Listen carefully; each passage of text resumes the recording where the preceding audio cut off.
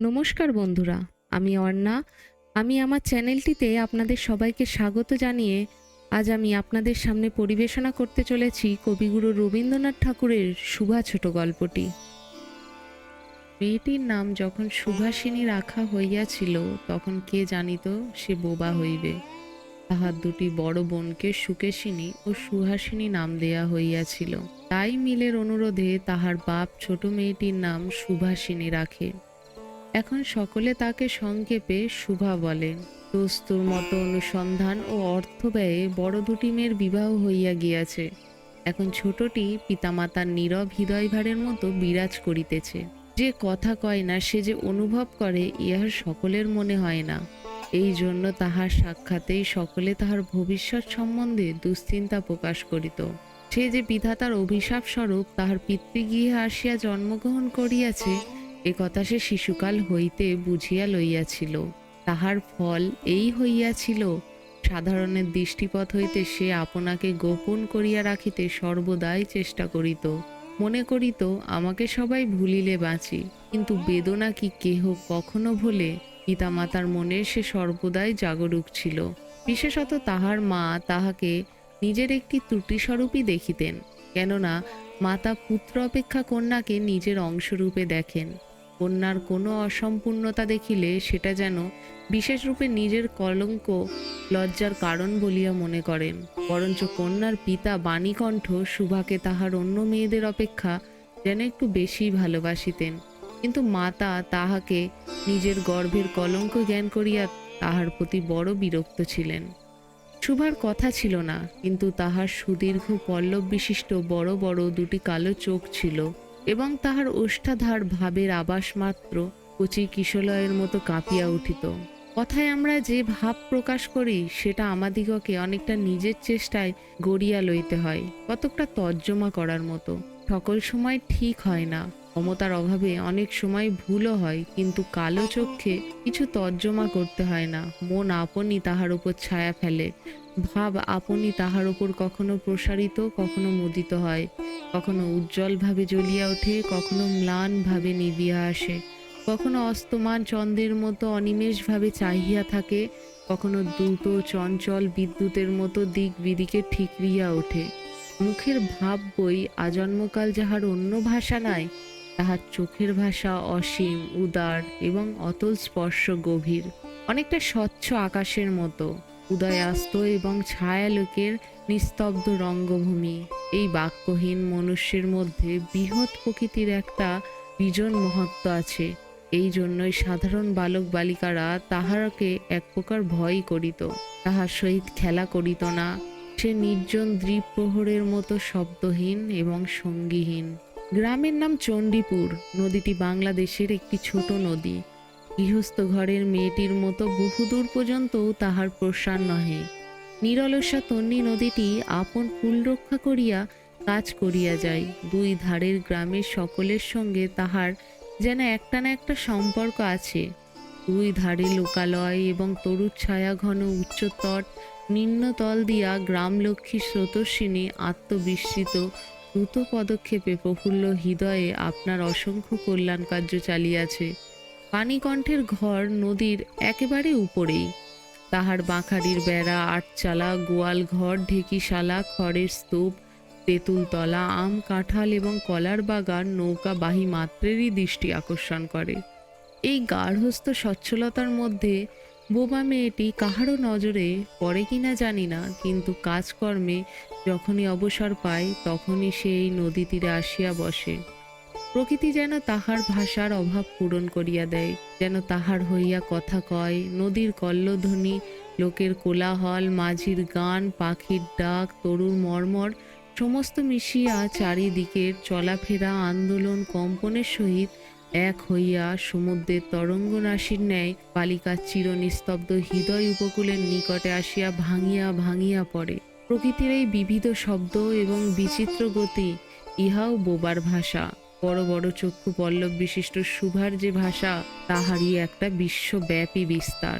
ঝিল্লির রবপূর্ণ তৃণভূমি হইতে শব্দাতীত নক্ষত্রলোক পর্যন্ত কেবল ইঙ্গিত, ভঙ্গি, সঙ্গীত, ক্রন্দন এবং দীর্ঘ নিঃশ্বাস।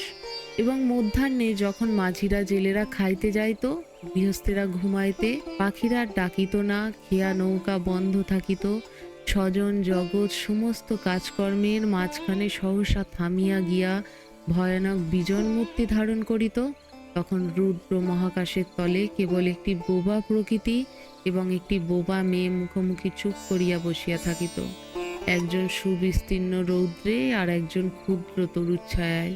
সুভার যে গুটি কতক অন্তরঙ্গ বন্ধুর দল ছিল না তাহা নহে, গোয়ালের দুটো গাভী, তাহাদের নাম সর্বশী ও পাঙ্গুলি।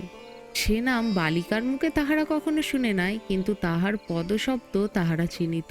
তাহার কথাহীন একটি করুণ সুর ছিল, তাহার মর্ম তাহার ভাষার অপেক্ষা সহজে বুঝিত। সুভা কখন তাহাদের আদর করিতেছে, কখন ভর্ৎসনা করিতেছে, কখন মিনতি করিতেছে, তাহারা মানুষের অপেক্ষা ভালো বুঝিতে পারিত। সুভা গোয়ালে ঢুকিয়া দুই বাহুর দ্বারা সর্বশির গ্রীবা বেষ্টন করিয়া তাহার কানের কাছে আপনার গণ্ডদেশ ঘর্ষণ করিত। পাঙ্গুলি স্নিগ্ধ দৃষ্টিতে তাহার প্রতি নিরীক্ষণ করিয়া তাহার গা চাটিত।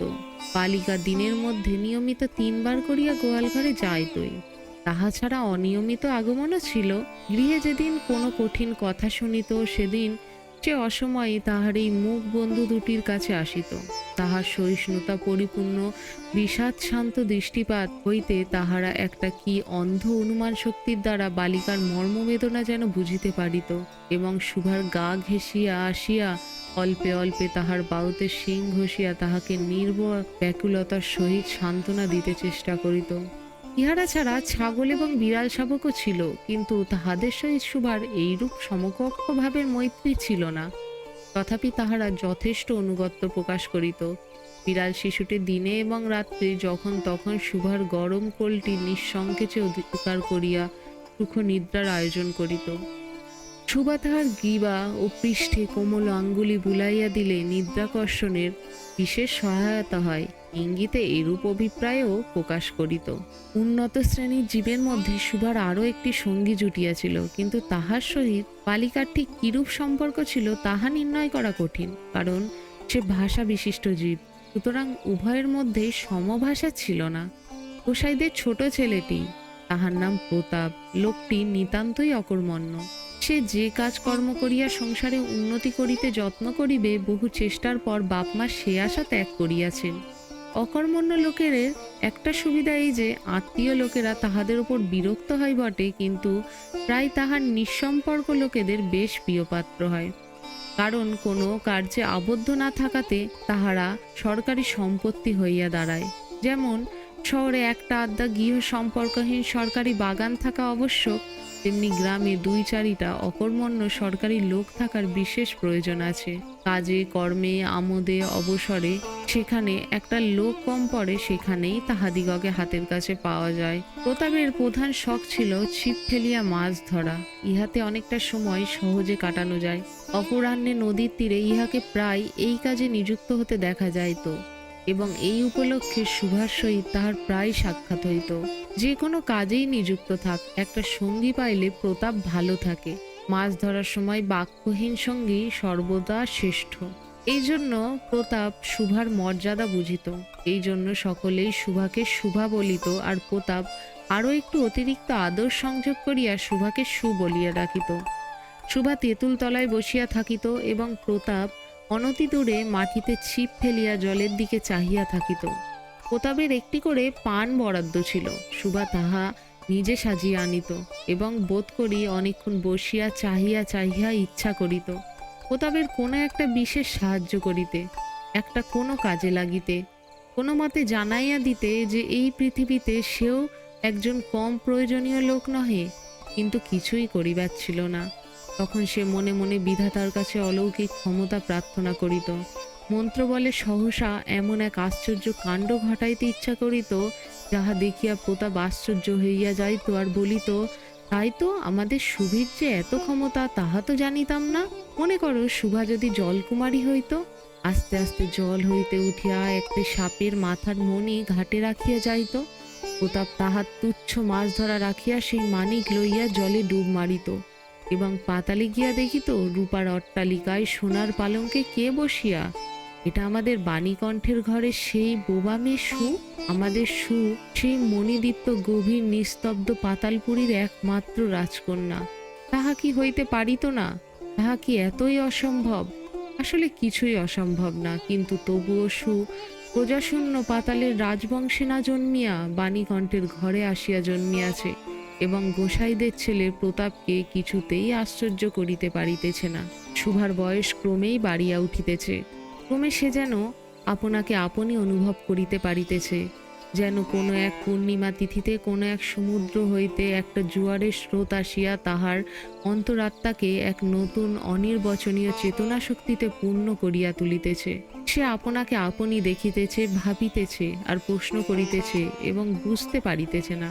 গভীর পূর্ণিমা রাত্রে সে একদিন ধীরে শয়নগৃহের দ্বার খুলিয়া ভয়ে ভয়ে মুখ বাড়াইয়া বাহিরের দিকে চাহিয়া দেখে পূর্ণিমা প্রকৃতি ও শুভার মতো একাকিনী সুপ্ত জগতের উপর জাগিয়া বসিয়া যৌবনের রহস্যে পুলকে বিষাদে অসীম নির্জনতার একেবারে শেষ সীমা পর্যন্ত, এমনকি তাহা অতিক্রম করিয়াও থমথম করিতেছে, একটি কথা কহিতেও পারিতেছে না। এই নিস্তব্ধ ব্যাকুল প্রকৃতির প্রান্তে একটি নিস্তব্ধ ব্যাকুল বালিকা দাঁড়াইয়া। এদিকে কন্যা ভারগ্রস্ত পিতামাতা চিন্তিত হইয়া উঠিয়াছেন, লোকেও নিন্দা করিতে আরম্ভ করিয়াছে, এমনকি এক ঘরে করিবে এমন জনরব শোনা যায়। পানিকণ্ঠের সচ্ছল অবস্থা, 2 বেলা মাছ ভাত খায়, এজন্য তাহার শত্রু ছিল। স্ত্রী পুরুষে বিস্তর পরামর্শ হইল। কিছুদিনের মতো বাণী বিদেশে গেল। অবশেষে ফিরিয়া আসিয়া কহিল, চলো কলিকাতায় চলো। বিদেশ যাত্রার উদ্যোগ হইতে লাগিল। কুয়াশা ঢাকা প্রভাতের মতো সুবার সমস্ত হৃদয় অশ্রু বাষ্পে একেবারে ভরিয়া গেল। একটি অনির্দিষ্ট আশঙ্কাবশে সে কিছুদিন হইতে ক্রমাগত নির্বাক জন্তুর মতো তাহার বাপ মায়ের সঙ্গে সঙ্গে ফিরিত। টাগর চক্ষু মিলিয়া তাহাদের মুখের দিকে চাহিয়া কি একটা বুঝিতে চেষ্টা করিত, কিন্তু তাহারা কিছু বুঝাইয়া বলিতেন না। ইতিমধ্যে একদিন অপরাহ্নে জলে ছিপ ফেলিয়া প্রতাপ হাসিয়া কহিলেন, কিরে সু, তোর নাকি বর পাওয়া গেছে, তুই বিয়ে করতে যাচ্ছিস, দেখিস আমাদের ভুলিস নে। বলিয়া আবার মাছের দিকে মনোযোগ করিল। মর্মবিদ্ধি হরিণী ব্যাধের দিকে যেমন করিয়া তাকায়, নীরবে বলিতে থাকে, আমি তোমার কাছে কি দোষ করিয়াছিলাম। শুভা তেমনি করিয়া প্রতাপের দিকে চাহিল। সেদিন গাছের তলায় আর বসিল না। বাণীকণ্ঠ নিদ্রা হইতে উঠিয়া শয়ন গিয়ে তামাক খাইতেছিলেন। শুভা তাহার পায়ের কাছে গিয়ে বসিয়া তাহার মুখের দিকে চাহিয়া কাঁদিতে লাগিল। অবশেষে তাহাকে সান্ত্বনা দিতে গিয়া বাণীকণ্ঠের শুষ্ক কপলে অশ্রু গড়িয়া পড়িল। কাল কলিকাতায় যাইবার দিন স্থির হইয়াছে। শুভা গোয়াল ঘরে তার বাল্য সখীদের কাছে বিদায় লইতে গেল। তাহাদিগকে সহস্তে খাওয়াইয়া গলা ধরিয়া একবার 2 চোখে পারে যত কথা মন ভরিয়া তাহাদের মুখের দিকে চাহিল। 2 নেত্র পল্লব হইতে টপ টপ করিয়া অশ্রুজল পড়িতে লাগিল। সেদিন শুক্লা দ্বাদশীর রাত্রি। শুভা শয়নগৃহ হইতে বাহিরে হইয়া তাহার সেই চিরপরিচিত নদী তটে শস্পসজ্জায় লুটাইয়া পড়িল, যেন ধরণীকে, এই প্রকাণ্ড মুখ মানবতাকে 2 বাহুতে ধরিয়া বলিতে চাহে, তুমি আমাকে যাইতে দিও না মা, আমার মতো 2টি বাহু বাড়াইয়া তুমিও আমাকে ধরিয়া রাখো। কলিকাতার এক বাসায় শুভার মা একদিন শুভাকে খুব করিয়া সাজাইয়া দিলেন। আটিয়া চুল বাঁধিয়া খোপায় জরির ফিতা দিয়া অলঙ্কারে আচ্ছন্ন করিয়া তাহার স্বাভাবিক শ্রী যথাসাধ্য বিলুপ্ত করিয়া দিলেন। শুভার 2 চক্ষু দিয়া অশ্রু পড়িতেছে, পাছে চোখ খুলিয়া খারাপ দেখিতে হয়, এই জন্য তাহার মা তাহাকে বিস্তর ভৎসনা করিলেন। কিন্তু অশ্রুজল ভৎসনা মানিল না। বন্ধুর সঙ্গে বর স্বয়ং কোণে দেখতে আসিলেন। কন্যার মা বাপ নিশ্চিত, শঙ্কিত এবং শশব্যস্ত হইয়া উঠিলেন, যেন দেবতা স্বয়ং নিজের বলির পশু বাছিয়া লইতে আসিয়াছেন। মা নেপথ্য হইতে বিস্তর তর্জন গর্জন শাসন করিয়া বালিকার অশ্রুস্রোত দ্বিগুণ বাড়াইয়া পরীক্ষকের সম্মুখে পাঠাইলেন। পরীক্ষক অনেকক্ষণ নিরীক্ষণ করিয়া বলিলেন, মন্দ নহে। বিশেষত বালিকার ক্রন্দন দেখিয়া বুঝিলেন ইহার হৃদয় আছে, এবং হিসেব করিয়া দেখিলেন যে হৃদয় আজ বাপ মায়ের বিচ্ছেদ বেদনায় ব্যথিত হইয়া উঠিয়াছে, সেই হৃদয় আজ বাদে কাল আমারই ব্যবহারে লাগিতে পারিবে। শক্তির মুক্তার ন্যায় বালিকার অশ্রু জলে কেবল বালিকার মূল্য বাড়াইয়া দিল। তাহার হইয়া আর কোনো কথা বলিল না। পঞ্জিকা মিলাইয়া খুব শুভ লগ্নে বিবাহ হইয়া গেল। বোবা মেয়েকে পরের হস্তে সমর্পণ করিয়া বাপ মা দেশে চলিয়া গেল। তাহাদের জাতি ও পরকাল রক্ষা হইল। পর পশ্চিমে কাজ করে, বিবাহের অনতি বিলম্বে স্ত্রীকেও পশ্চিমে লইয়া গেল। সপ্তাহখানিকের মধ্যেই সকলে বুঝিল নববধূ বোবা। তা কেহ বুঝিল না, সেটা তাহার দোষ নহে।